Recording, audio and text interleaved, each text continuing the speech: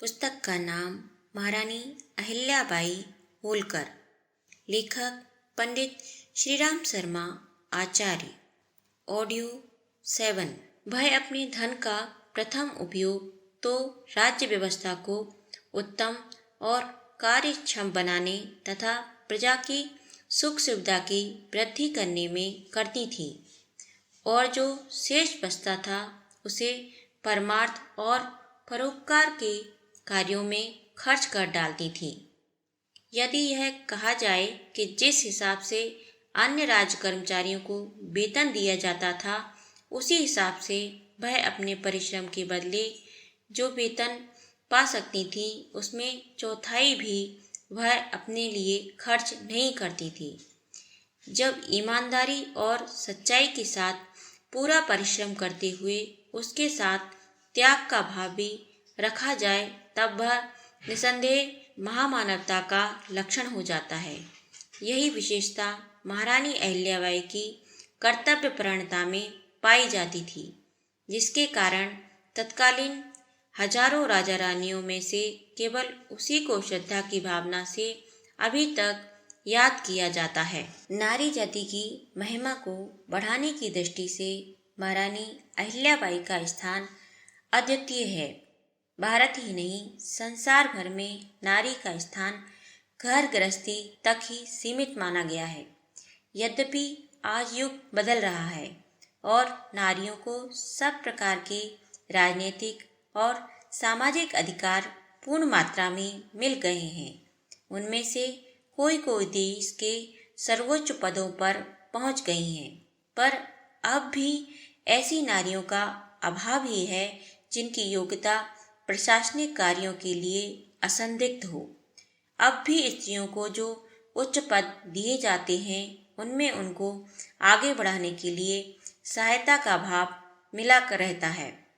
यद्यपि न्याय की दृष्टि से राजनीतिक और सामाजिक क्षेत्र में प्रत्येक कार्य करने का अवसर देना उचित ही है, पर इस युग में भी अधिकांश पुरुष मन में यही समझते हैं और आपस में कहते भी रहते हैं कि स्त्रियां इन कामों को करने के लिए स्वभावतः उपयुक्त नहीं हैं।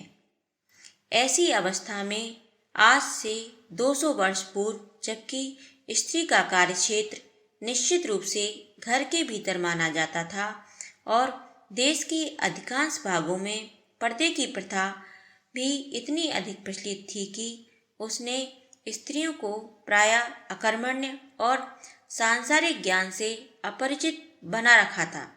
महारानी अहिल्याबाई जैसी कर्मठ और सुयोग्य नारी का आविर्भाव एक प्रकार से आश्चर्यजनक ही था।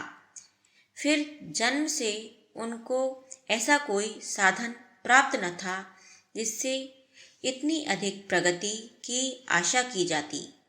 वे एक बिल्कुल गरीब व्यक्ति की पुत्री थी। धन, विद्या, रूप, बल आदि जिन विशेषताओं से मनुष्य प्रायः आगे बढ़ा करते हैं, वे भी उनमें न थे। फिर भी मल्हार राव जैसे दूरदर्शी शासक की दृष्टि में अकस्मात उन पर पड़ गई। उसने उनके आंतरिक गुणों का आभास पाकर अपनी पुत्रवधू बनाने का निश्चय कर लिया।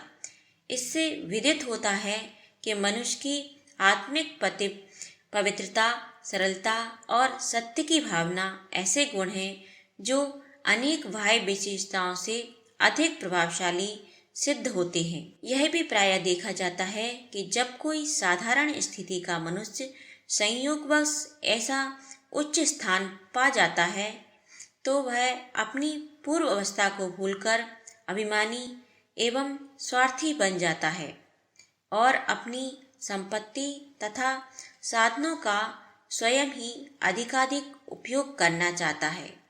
ऐसे व्यक्तियों में से अनेक ऐसा भी सोचने लग जाते हैं कि जब हमारी गरीबी की हालत में किसी ने हमारी सहायता नहीं की, तो अब हम क्यों किसी की सहायता करने की फिक्र करें।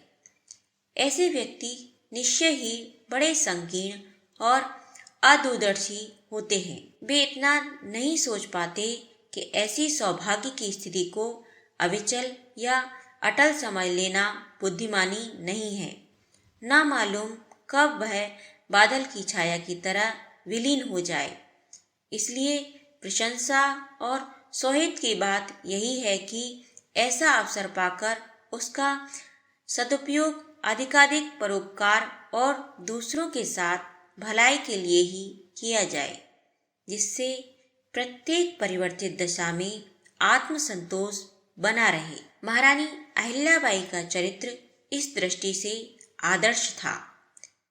बिना किसी प्रकार की महत्वाकांक्षा और चेष्टा के इतना बड़ा दर्जा पा जाने पर भी उनको अहंकार छू नहीं गया। वे राजमहल में भी वैसी ही निष्प्रस भावना से रहती थी जैसी कि अपने ग्रामीण कच्चे घर में। उनको जो कुछ धन मान मिला उसका उपयोग उन्होंने सदैव दूसरों के हितार्थ किया। दीन दुखी, विधवाएं, अनाथ, अकिंचन व्यक्ति उनकी करुणा के मुख्य आधार थे। इस प्रकार उन्होंने धन और सत्ता के सदुपयोग का एक ऐसा महान आदर्श उपस्थित किया जिसकी गुणगाथा हमेशा गाई जाएगी।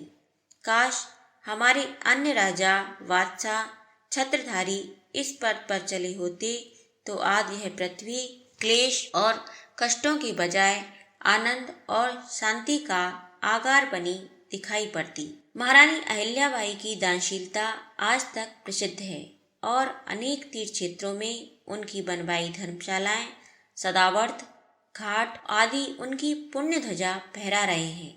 कहा जाता है कि राज्य संचालन से बचे समस्त धन पर अहिल्याबाई उसी समय तुलसी दल रखकर उसे धर्म कार्यों में खर्च करने का संकल्प कर लेती थी, जिससे बाद में कोई उसे अन्य निजी या स्वार्थ सिद्धि कार्यों में लगाने की चेष्टा नहीं कर सकता था। हो सकता है कि आधुनिक शिक्षा से प्रभावित व्यक्ति प्राचीन दान प्रणाली में किसी तरह का दोष दर्शन करते हों, पर एक बात तो प्रत्यक्ष है कि इस मार्ग पर चलने से धन का अनावश्यक संग्रह न हो पाता था और धनी तथा निर्धन के बीच असमानता की खाई उतनी गहरी न हो पाती थी जितनी कि आजकल है। वर्तमान समय में एक करोड़पति, अरबपति और दूसरा 10-5 रुपए के लिए भी मोहताज, ऐसी घोर असमानता का कारण किसी भी प्रकार प्राप्त धन को अपनी बपौती समझ लेना ही है। महारानी अहिल्याबाई ने अनेक लोकोपकारी कार्यों में धन का सदुपयोग करके उपयुक्त दोष की जड़ ही काट दी थी।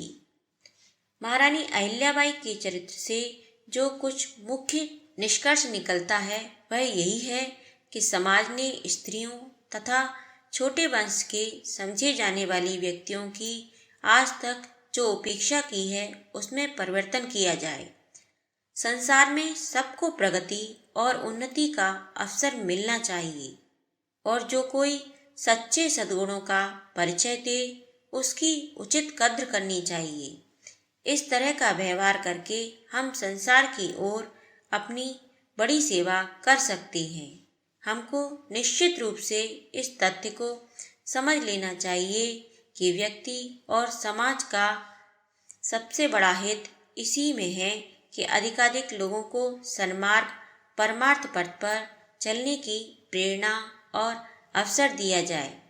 संसार में सज्जनों, परोपकारियों, सेवा भाव वालों की संख्या जितनी अधिक बढ़ेगी उतना ही मानव जाति का कल्याण होगा और वह देवत्व की ओर अग्रसर हो सकेगी। महारानी अहिल्याबाई ने हम लोगों, विशेषतः नारी जाति के सम्मुख ऐसा उच्च और साथ ही सरल आदर्श उपस्थित किया है जिसका अनुसरण करके हम लोग भी महानता का वर्ण कर सकते हैं। सब प्रकार अधिकार संपन्न तथा गुणवती होने पर भी महारानी अहिल्याबाई में अभिमान, अहंकार अथवा मद छू तक नहीं गया था।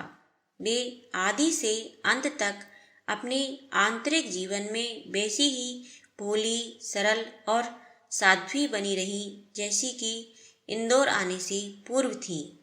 गुणों और कर्तव्य निष्ठा में कितनी शक्ति होती है और उसके आधार पर मनुष्य कहाँ से कहाँ पहुँच सकता है।